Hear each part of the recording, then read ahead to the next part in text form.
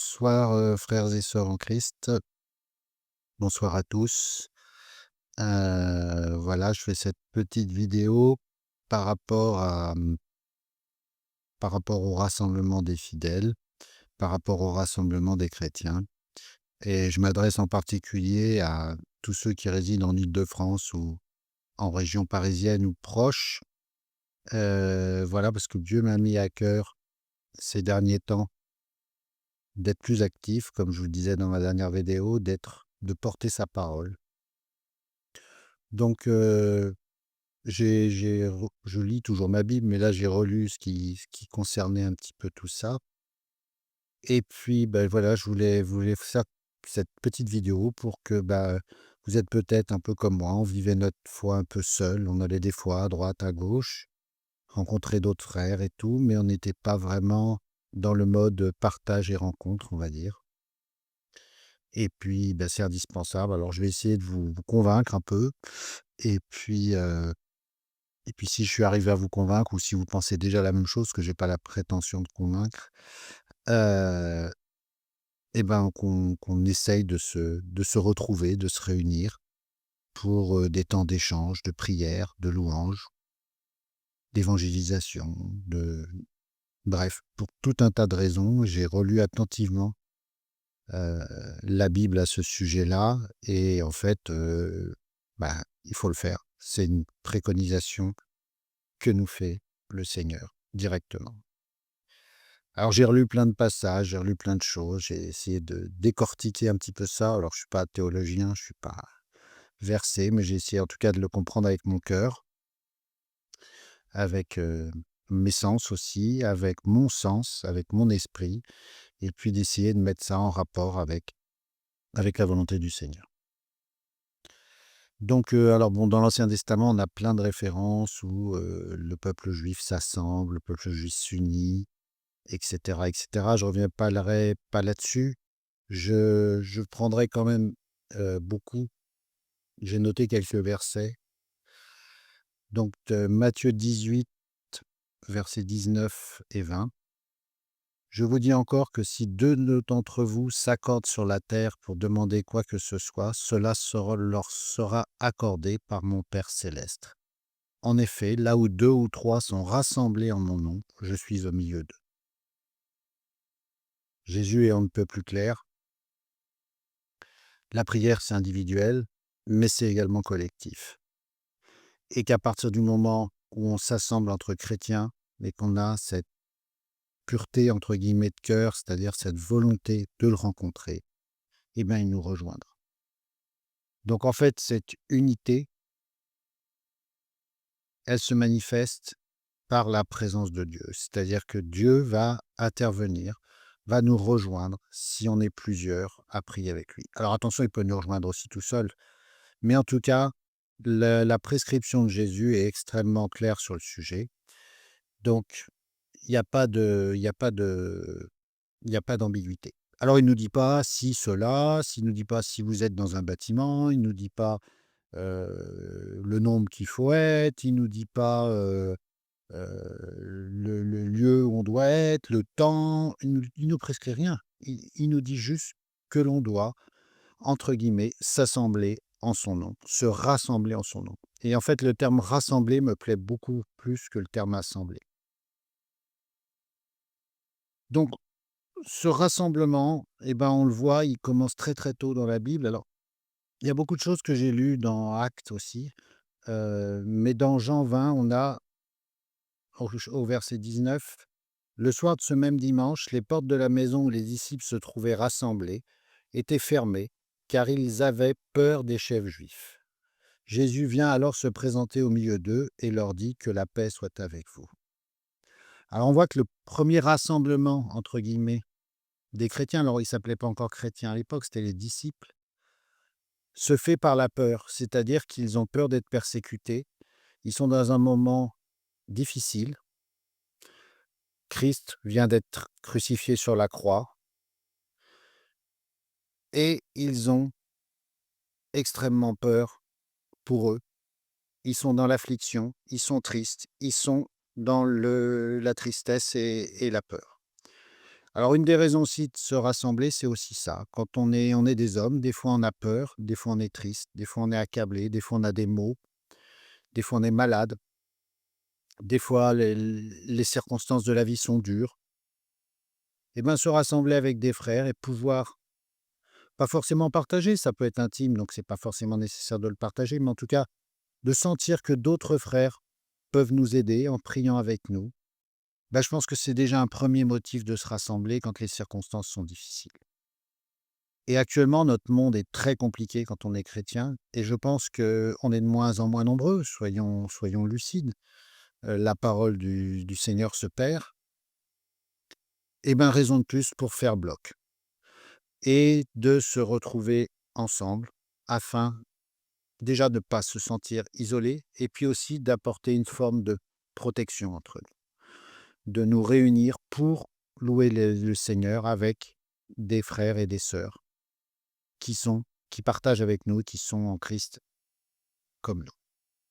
Ça, moi, personnellement, ça me fait du bien. C'est pas forcément même le message que j'entends dans un rassemblement de chrétiens ou dans une assemblée ou dans un groupe, peu importe. C'est le fait que je me dis: «Tu n'es pas seul». Je ne suis pas seul parce que le Seigneur est avec moi, mais je suis pas seul aussi parce qu'il y en a d'autres qui sont comme moi. Peu importe les différences et cetera. En tout cas, on partage la même espérance et ça, c'est énorme. Alors ensuite, j'ai trouvé beaucoup de choses et puis ça m'a conforté dans tout ce qui est actes. Alors on pourrait lire tout le chapitre, hein. Honnêtement, tout le chapitre pourrait être lu, parce que sous tout le chapitre, tout le livre, Actes des apôtres pourrait être lu. Dans le sens où il parle des premiers chrétiens, il parle de la formation de l'Église que le Seigneur a commandée et que en fait, bah, c'est les premières églises et en fait, quand on veut suivre la parole, finalement, il faut revenir aux premières églises et on voit que ces églises, heu, elles sont là pour adorer le Seigneur, pour le recevoir et qu'elles sont visitées par l'Éternel. Alors dans Acte 1, moi, j'ai on va lire à partir du verset 4. Alors qu'ils se trouvaient en leur compagnie, il leur recommanda de ne pas s'éloigner de Jérusalem, mais d'attendre ce que le Père avait promis. Ce que je vous ai annoncé, leur dit-il, car Jean a baptisé d'eau, mais vous, dans peu de jours, vous serez baptisés du Saint-Esprit. Alors que les apôtres étaient réunis, ils lui demandèrent, Seigneur, est-ce à ce moment-là que tu rétabliras le royaume d'Israël? Donc on voit que le Seigneur leur dit, restez ensemble. Ne vous dispersez pas. Alors on verra qu'il y en a qui sont partis malgré cette parole. Vous vous rendez compte, il y en a qui ont quitté cette assemblée alors que le Seigneur était parmi eux et leur a dit: «Ne partez pas». Mais on verra, enfin on voit qu'il y en a d'autres qui vont rester. Et en fait, pour moi, ce passage-là témoigne de la volonté d'unité que le Seigneur a fait. Après, on pourrait lire la suite, mais au verset 14, vous avez tous persévéré d'un commun accord dans la prière avec les femmes, avec Marie, la mère de Jésus, et avec les frères de Jésus. À cette époque-là, Pierre se leva au milieu des disciples. Le nombre de personnes réunies était d'environ 120. Alors qu'ils ont tous vu la grâce du Seigneur, sa résurrection, alors qu'ils sont tous dans la... Ils ont tous accompagné le Seigneur, il y en a 120 qui restent unis pour attendre le baptême du Saint-Esprit, qui est la promesse ultime que leur a fait le Seigneur qu'ils ont eue. Dans Acte 2, vous avez la poursuite avec l'épisode sur la Pentecôte, heu, où donc ils restent groupés. On peut dire, Acte 2, verset 1, quand le jour de Pentecôte arrivait, ils étaient tous ensemble aux mêmes endroits. Donc ils étaient restés unis dans la parole. Donc après la nécessité de se rassembler pour se protéger, il y a aussi pour moi, la nécessité de se rassembler pour écouter la parole du Seigneur et pour attirer, comme il est dit dans Matthieu 18, espérer sa venue parmi nous. Dans Acte 4, pareil, on parlait du verset, on a le verset 23, le verset 31, le verset 33, où, bah, en fait, là, on peut lire, hein, Acte 4, verset 23. Une fois relâchés, Pierre et Jean allèrent trouver les leurs et racontèrent tout ce que les chefs des prêtres et les anciens leur avaient dit. Verset 31. Quand ils eurent prié, l'endroit où ils étaient rassemblés trembla. Ils furent tous remplis du Saint-Esprit et ils annonçaient la parole de Dieu avec assurance. Verset 33. Avec beaucoup de puissance, les apôtres rendaient témoignage de la résurrection du Seigneur Jésus, et une grande grâce reposait sur eux tous. Là, pour moi, une autre fonction, entre guillemets, de se rassembler entre chrétiens, c'est d'annoncer la bonne nouvelle de Jésus. D'annoncer que Christ est parmi nous, tous les jours, en tout lieu, en tout temps. Et on voit que, sitôt sortis du tribunal, les apôtres vont l'annoncer à leurs camarades. Ils vont se réunir avec leurs camarades pour leur annoncer, annoncer cette joie qu'ils ont d'être libérés. Et on voit que c'est aussi là qu'encore une fois, le Seigneur les visite. Donc le rassemblement, c'est aussi un endroit de bénédiction et de joie. Ils sont joyeux d'avoir été relâchés. On exprime aussi sa joie. Je disais qu'on partageait ses souffrances, mais on partage aussi ses joies dans un rassemblement entre chrétiens. Et la joie du Seigneur. Quand le Seigneur fait quelque chose de bien dans notre vie, il faut le remercier. Il faut le remercier avec ses frères et ses sœurs, de manière à ce que tous soient édifiés par ça. C'est aussi le moyen, si vous avez quelqu'un qui découvre Christ, d'aider à lui faire comprendre la parole, à l'enseigner, à l'édifier, à lui permettre d'avancer dans sa marche chrétienne, de lui permettre d'acquérir à la fois des connaissances, hein, mon peuple périt par manque de connaissances, mais sans même parler d'enseignement, lui faire partager l'expérience que nous avons tous eue avec Jésus, avec le Seigneur. Donc pour moi, il y a aussi la diffusion de cette parole, de cette bonne nouvelle, de cette résurrection qui nous a rachetés, du salut et de tout ce que Jésus fait dans nos vies, de formidable. Moi, tous les jours, tous les soirs, je remercie le Seigneur parce qu'il m'a fait traverser cette journée. Il y a des journées qui sont plus faciles que d'autres, il y a des journées où c'est de la joie, il y a des journées où c'est plus compliqué, mais je le remercie. Et ça, on peut le faire aussi entre frères et sœurs. Donc pour moi, c'est très important. On peut aussi annoncer l'évangile, annoncer les évangiles à des nouveaux, à des gens qui ont peut-être moins de connaissances. On peut aussi penser à des gens, par exemple, qui n'ont pas forcément une pratique courante du français. La Bible existe dans toutes les langues du monde. C'est un ouvrage tellement important qu'il a été traduit dans toutes les langues du monde. Mais des fois, il n'est pas forcément accessible très facilement quand même. Et on est là aussi pour ça, entre frères, pour se renforcer. Ah, toi, tu as compris ça, moi j'ai compris ça, comment? On va regarder, et tout, puis on discute. Sans encore une fois rentrer dans de la théologie et de la division. Au contraire, l'assemblée est un lieu d'union. Donc on est là pour s'auto-édifier et s'auto-instruire. Donc pour moi, c'est des choses qui sont extrêmement importantes. Et ces rassemblements, ces assemblées, alors on n'a pas besoin d'être 120, hein. On n'a pas besoin d'être 50 000.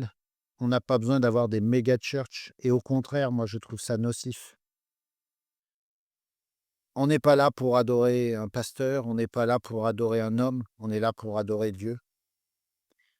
Quand on voit comment fonctionnaient les églises primitives, en fait, si je comprends bien dans la Bible, dès qu'une église primitive devenait un peu importante, elle se scindait, elle se fractionnait et ils partaient ailleurs pour en créer une nouvelle. Et je crois que c'est un peu, pour essaimer la parole, je crois que c'est un petit peu vers ça qu'on doit revenir. On doit revenir vers des petits groupes.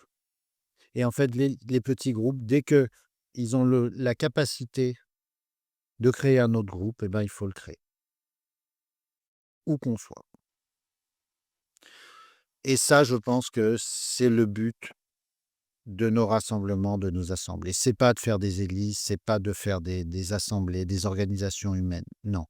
C'est d'avoir, comme le dit le Seigneur: «Là où 2 ou 3 s'assemblent en mon nom».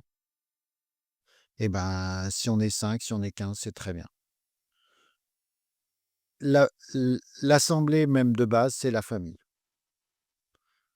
Après, bah, si on est trop, moi je pense qu'on ne peut plus accorder autant d'importance à chacun dans le groupe, parce qu'on est trop nombreux et de plus, on devient avec des règles de fonctionnement et on devient une organisation humaine et on perd la finalité qui est ce groupe de chrétiens qui se soutient, qui partage ses joies, qui partage tout, qui partage son instruction. Donc c'est dommage. Donc il faut vraiment rester pour moi à des échelles tout petites et moi je suis pas du tout dans la construction d'une église, mais peut-être qu'un réseau finalement de petits groupes qui peut échanger entre eux parce qu'on même dans le groupe, on peut avoir des manques, on peut avoir des besoins extérieurs, mais des espèces de petites cellules qui fonctionnent comme ça en échangeant, mais en restant à des échelles humaines pour qu'on puisse chacun faire attention. Sachant qu'on n'est pas des sectes, hein, c'est-à-dire qu'on peut passer d'une cellule à une autre, on peut aller, d'un groupe à un autre, on peut aller d'un rassemblement à un autre. Il y a pas de souci. Mais je pense qu'il faut vraiment éviter quand je vois des fois des prédicateurs dans des méga church, des salles de 15 000 personnes, je me dis: «Mais à 15 000, tu connais les 14 999 autres? Non. Donc tu es juste là pour écouter un homme, en fait. Donc c'est pas la peine, hein, autant être derrière ton écran». Donc voilà. Alors après, je voulais terminer sur le fait qu'une assemblée, c'est ouvert à tout. Alors j'ai trouvé dans Acte 16, toujours Acte, hein, mais je dis on pourrait lire le livre en entier. Acte 16, verset 4. Dans les villes où il passait, il transmettait aux frères les décisions prises par les apôtres et les anciens de Jérusalem en recommandant de les respecter. En recommandant. Il n'impose rien. Attention, à l'époque, beaucoup de choses étaient centralisées, entre guillemets, ce qui est beaucoup moins le cas aujourd'hui. Il n'est pas question de faire des recommandations ou quoi que ce soit. Il est juste question de lire. Moi, si j'ai une recommandation à faire aux assemblées, c'est lisez votre Bible et appliquez-la. Et mettez-la au cœur de votre vie. Voilà. Verset 5, les églises se fortifiaient dans la foi et augmentaient en nombre chaque jour. Donc la formule marche, vu que c'est le Seigneur qui nous le dit. Le jour du sabbat, nous nous sommes rendus à l'extérieur de la ville, verset 13, pardon. Le jour du sabbat, nous nous sommes rendus à l'extérieur de la ville, au bord d'une rivière, où nous pensions trouver un lieu de prière.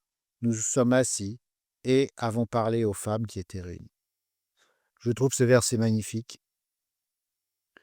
Il n'y a pas besoin de lieu. On peut prier n'importe où. Ils ont été au bord d'une rivière. Ils voulaient prier entre frères. Ils ont rencontré des femmes. Ils ont prêché avec elles. Donc le lieu n'a aucune importance. Tous les lieux sont bons.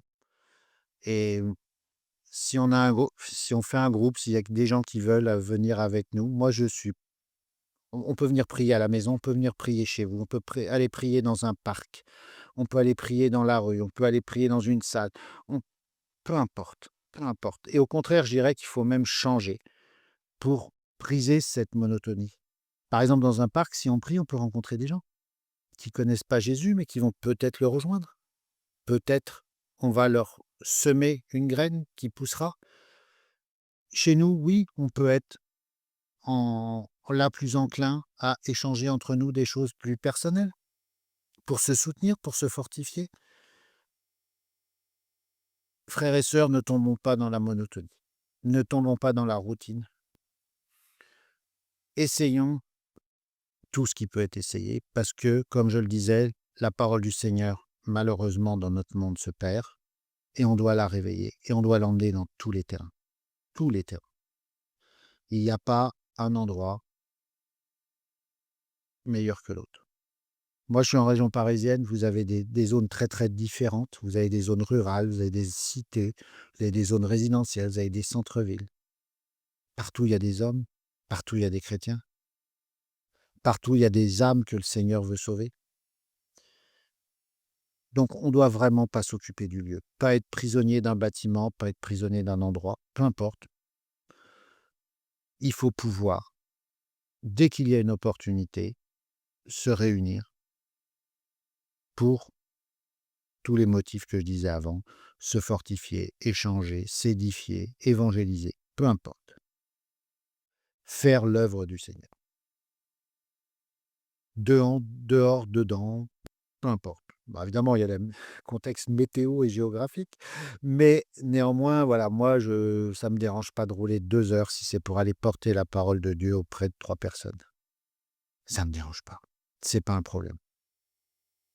Bien sûr, on a tous des vies, j'ai un travail, mon épouse aussi, mais s'il faut, pas de souci.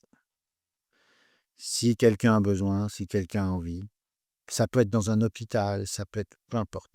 Alors il y a des lieux qui sont moins accessibles que d'autres, mais en tout cas, on doit pouvoir s'assembler en petits groupes pour prêcher, pour édifier, pour se fortifier, pour enseigner, pour tout ce que nous demande de faire le Seigneur. C'est pas nous qui décidons. C'est pas nous qui allons décider: «Moi, je fais ça, moi, je fais de l'évangélisation, moi, je fais» non, c'est Dieu qui nous met dans notre cœur, qui nous dira ce qu'il veut faire. Tout ce que nous demande Dieu, c'est: «Obéis-moi, mets-toi à mon service. Je t'emmène là, je ne sais pas ce que tu vas trouver. Et alors? Et alors?» Dieu, il pourvoira, Dieu nous dira: «Voilà, je t'ai emmené là pour ça». Il nous le dira quand on y sera. S'il nous dit: «Va là» et que tu lui dis: «Ben, pourquoi j'irai là-bas?» Vas-y, tu as un appel chrétien, vas-y, et puis tu verras ce qui se passe. Et puis dernier point, bah, c'est auprès de tous, parce qu'on le voit là dans la Bible, les femmes. Bon, à l'époque, les femmes, bon, n'étaient pas forcément considérées comme elles le sont aujourd'hui dans notre société, malheureusement. Mais les femmes ont toujours suivi Christ. Les étrangers, les jeunes, les vieux, peu importe. Les vieux, c'est pas péjoratif, hein, moi je suis un vieux, hein. Enfin, je vous dis, on est toujours le vieux d'un jeune et un jeune d'un vieux. Donc, on doit ouvrir aussi nos bras à tous sans distinction.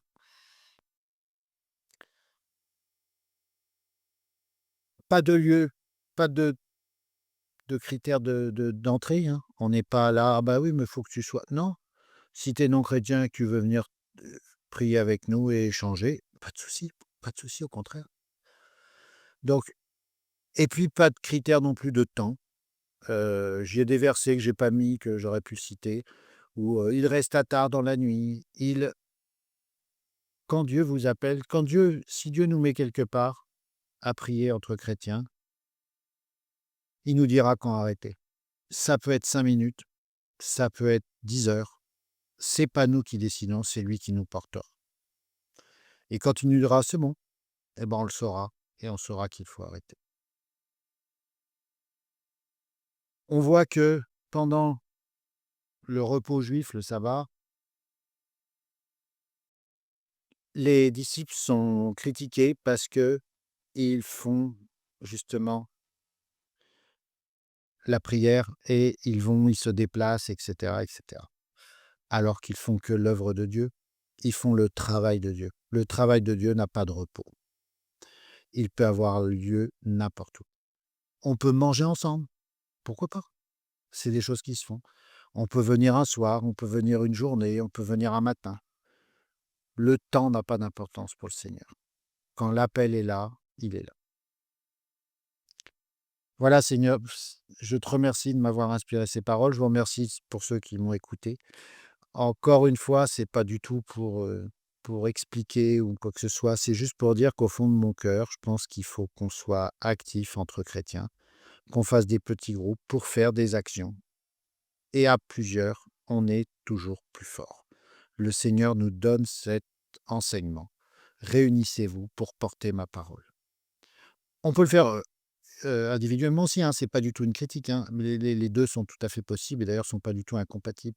Mais il faut aussi qu'on ait cette dimension collective et encore une fois, voilà, sur le site du frère Éric et de la sœur Karine, vous trouverez mon email Bon, par téléphone, je suis relativement injoignable pour des raisons personnelles et professionnelles, mais en tout cas, par email, vous pouvez me joindre très facilement et ça sera avec plaisir qu'on échangera. Alors, je disais se réunir, ça peut être aussi se réunir en visio. Bon, même si moi je suis moins fan parce que j'estime que le la relation humaine avec Dieu, elle est fondamentale et que le visio ne fait pas tout, mais ça peut aussi être tout simplement, échanger en visio, faire une prière, faire u enfin, échanger, ce que l'on veut. Moi, toutes les formes sont possibles. Il faut juste qu'on prenne le temps d'échanger entre chrétiens, de manière à respecter les commandements que nous a laissés Jésus. Frères et sœurs, je vous remercie de m'avoir écouté, si vous m'avez écouté jusqu'au bout. Soyez bénis, soyez fortifiés, soyez exhortés, mais aujourd'hui, les temps sont tellement durs, enfin moi je trouve les temps sont tellement durs, que nous devons, en tant que chrétiens, de bouger. On ne peut plus rester tranquille. En tout cas, moi, c'est le message que m'a donné Dieu, parce que comme je disais dans ma précédente vidéo, je suis chrétien depuis des années et des années. Mais là, il m'a dit: «Secoue-toi» et il a raison. On ne peut pas rester sans rien faire. Il faut que l'on agisse, quelle que soit notre action. Toutes les actions sont bonnes à partir du moment où elles sont inspirées par le Seigneur. Voilà, soyez bénis. J'espère que toutes mes prières vont vers vous. Toutes mes prières vont vers vous tous pour que, tous chrétiens, vous soyez bénis et que Dieu vous apporte la parole. Lisez vos Bibles, lisez vos Bibles, lisez vos Bibles. Dans la Bible, tout est là. Vous voyez, j'ai essayé de faire quelques versets pour histoire de dire que c'était pas moi qui inventais, mais c'est Dieu qui m'a mis le message au cœur. Et après, j'ai été vérifié dans sa parole que je ne faisais pas fausse route, parce que si j'avais fait fausse route, et si vous pensez que je fais fausse route, faut pas hésiter à me reprendre. Mais je ne pense pas. Et en tout cas, avec toute la sincérité, je vous remercie et je vous bénis. Soyez bénis, passez une bonne soirée, passez une bonne nuit, passez une bonne journée. Que Dieu vous garde et vous protège. Amen.